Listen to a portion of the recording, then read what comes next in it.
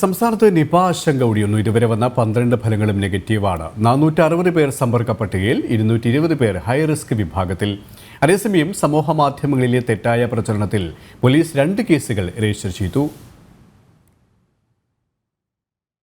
തുടർച്ചയായ 3-ാം ദിവസവും നിപ്പ രോഗബാധയിൽ ഫലങ്ങൾ നെഗറ്റീവ്. ആശങ്കപ്പെടേണ്ട സാഹചര്യമില്ലെന്ന് ആരോഗ്യവകുപ്പ്. വിദഗ്ധ സംഘം മലപ്പുറത്തെത്തി വവ്വാൽ സാമ്പിളുകൾ ശേഖരിച്ചു. ഇതുവരെ വന്ന 12 ഫലങ്ങളും നെഗറ്റീവാണ്. ക്വാറന്റൈനിലുള്ളവർ 21 ദിവസം തുടരണം.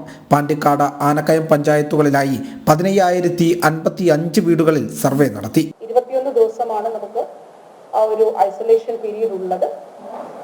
ഐസൊലേഷനിലായിരിക്കുക, അത് മാനദണ്ഡ പ്രകാരം തന്നെ ഐസൊലേഷൻ ആയിരിക്കുക എന്നുള്ളത് വളരെ പ്രധാനപ്പെട്ട കാര്യമാണ്. അപ്പോൾ ആ 21 ദിവസത്തിനുള്ളിൽ അതുകൊണ്ടാണ് 21 ദിവസം നമ്മൾ ഐസൊലേഷനിലായിരിക്കണം എന്നുള്ളത് പറയുന്നത്. ബാക്കി എല്ലാ ഫലങ്ങളും ഇതുവരെ നമ്മൾ പരിശോധിച്ച സാമ്പിളുകൾ എല്ലാം തന്നെ നെഗറ്റീവാണ്. ഭോപ്പാലിൽ നിന്നുള്ള മൃഗസംരക്ഷണ സംഘവും മലപ്പുറത്തെത്തി പരിശോധന ആരംഭിച്ചിട്ടുണ്ട്. സമൂഹ മാധ്യമങ്ങളിലെ തെറ്റായ പ്രചരണത്തിൽ 2 കേസുകൾ രജിസ്റ്റർ ചെയ്തു. കേരളത്തിൽ 2023 കണ്ടെത്തിയ വൈറസുകളുടെ അതേ വകഭേദമാണ് ഇപ്പോൾ റിപ്പോർട്ട് ചെയ്തതെന്ന് ആരോഗ്യവകുപ്പ് വ്യക്തമാക്കി.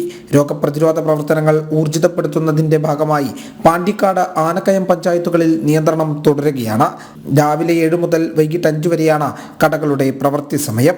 ജനം, മലപ്പുറം.